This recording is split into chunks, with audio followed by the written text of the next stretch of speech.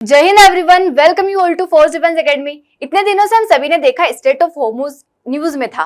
Straight of Hormuz के block होने की वजह से वर्ल्ड के ट्रेड पे काफी ज्यादा इंपैक्ट हुआ। ऑयल के प्राइसेस में इंपैक्ट देखने को मिला। कई सारे नेशन के ट्रेड में क्या हो गया, वहां पे सप्लाई बंद हो गया।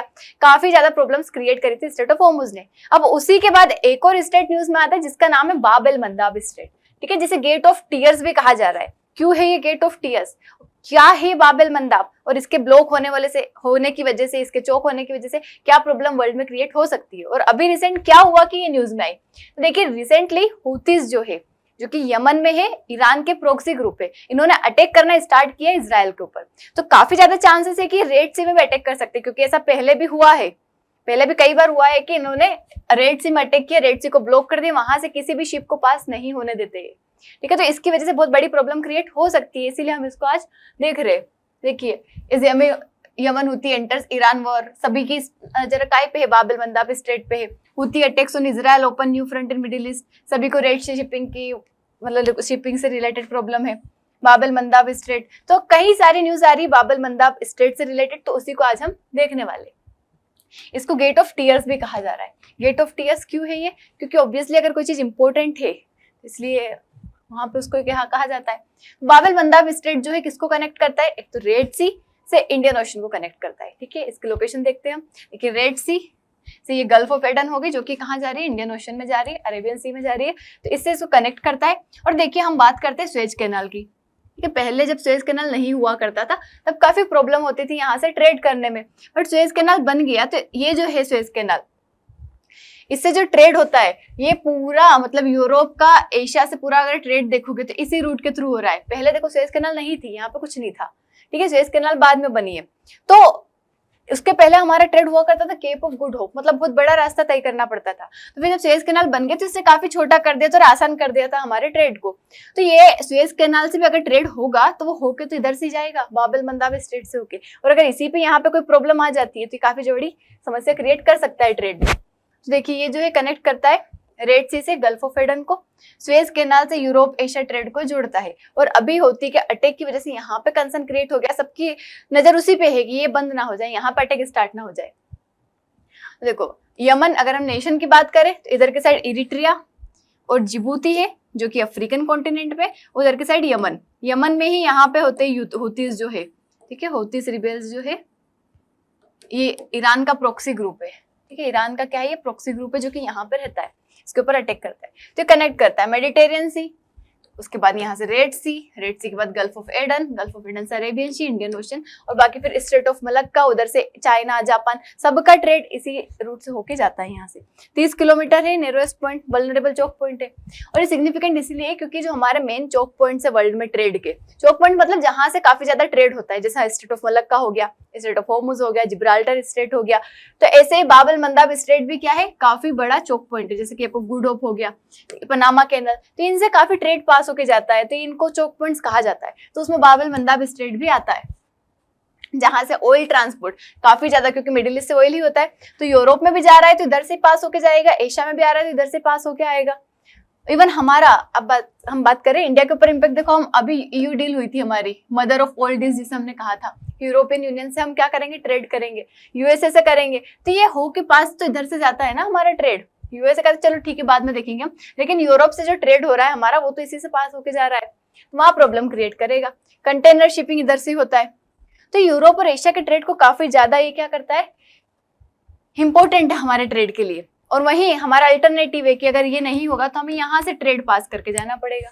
ठीक है, और कितना ट्रेड होता है वर्ल्ड का, तो 10 से 12% ग्लोबल ट्रेड पास होता है। सोच लो 10 से 12% होता है सिर्फ इसी स्ट्रेट से। 6 से 7 million barrel per day oil इतना ऐसा ट्रांसफर होता है। ये मिडिल ईस्ट ऑयल यूरोप तक ले जाना, उसके बाद एशिया यूरोप कंटेनर ट्रेड, ये सभी के लिए काफी ज्यादा इंपॉर्टेंट हो जाता है। और स्ट्रेट ऑफ मलक्का से मिलकर देखो यहाँ से पास होगा, फिर स्ट्रेट ऑफ मलक्का से होके इधर चाइना, जापान और बाकी उधर वाले नेशंस तक ही पहुंचता है।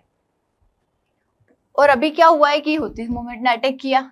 देखिए इनका अटैक चलता है इजराइल और हमास वाला जो है, मतलब इजराइल के ऊपर अटैक करना, ईरान का दुश्मन है इजराइल, तो उसके ऊपर अटैक करवाता है वो अपने प्रोक्सी ग्रुप से, जैसे हुतीस हो गया, हिजबुल्ला हो गया, हमास हो गया, इनसे अटैक करवाता है। तो उन्होंने अटैक करना स्टार्ट किया इजराइल, बट इजराइल इससे दूर तो है नहीं, इसके जिस स्टेट की हम बात कर रहे हैं। तो इसराइल को अपोजिशन करने में उसने स्टार्ट किया, और यहाँ पे कंसर्न है कि हो सकता है, क्योंकि देखो स्टेट ऑफ मलक्का से भी वर्ल्ड का मतलब ट्रेड पास हो रहा था, लेकिन ईरान ने यूएस से रिटेलिएशन के लिए कि हम वर्ल्ड का ट्रेड सप्लाई हम क्या कर देंगे, यहाँ से बंद कर देंगे, ताकि बाकी नेशन यूएस के ऊपर प्रेशर बनाए, इजराइल के ऊपर प्रेशर बनाए कि लड़ाई को रोको तुम। ऐसे हो सकता है कि ईरान इस बाबल मंदाब स्टेट पे भी ऐसे कवर कर ले, ऐसे कंट्रोल कर ले, वहां पर अटैक करना स्टार्ट कर दे, किसी भी शिप को पास नहीं होने दे, तो ऐसी प्रॉब्लम क्रिएट हो सकती है। अभी उन्होंने स्टार्ट किया मिसाइल अटैक, ड्रोन अटैक, ठीक है।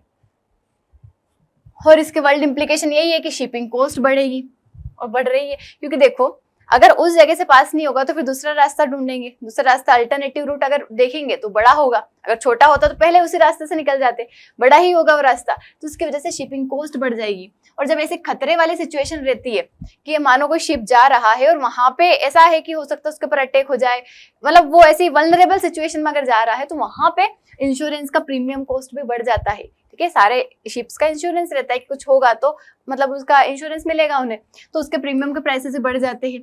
डिले होगा सप्लाई चेन, आज पहुंचने वाला है तो 10-12 दिन बाद पहुंचेगी चीजें, ठीक है। बहुत बार ऐसी चीजें भी रहती है जो कि खराब हो जाती, पेरिशेबल गुड्स रहते हैं, तो उनके ऊपर प्रॉब्लम क्रिएट होगी। ऑयल प्राइसेस वोलेटिलिटी, जैसे इधर के साइड स्टेट ऑफ मलक्का से आ रहा था, वैसे उसी स्टेट से पास होने वाले ट्रेड पे इंपैक्ट होगा। एनर्जी सिक्योरिटी की प्रॉब्लम आएगी। साथ ही रेड सी का मिलिटराइजेशन हो रहा है, मतलब कि मिलिट्री के पर्पज से, लड़ाई के पर्पज से उस सी का यूज किया जा रहा है। जियोपॉलिटिकल टेंशंस बढ़ रही है उसकी वजह से, ठीक है। इंडिया के ऊपर इंपैक्ट देखे तो इंडिया के ऊपर पहला इंपैक्ट हमारा ट्रेड, जो कि हम यूरोप से करते हैं, अफ्रीकन नेशन से करते हैं, वो उसी स्टेट से होके पास होता है, तो वहां पे प्रॉब्लम क्रिएट हो सकती है हमारे लिए। यूरोप से, नॉर्थ अफ्रीका से 30 से 40% हमारा जो ट्रेड है वो क्या होगा, यहाँ पे इम्पैक्ट होगा। ऑयल इंपोर्ट जो हम करते हैं मिडिल ईस्ट से, वो इम्पैक्ट होगा यहाँ पे।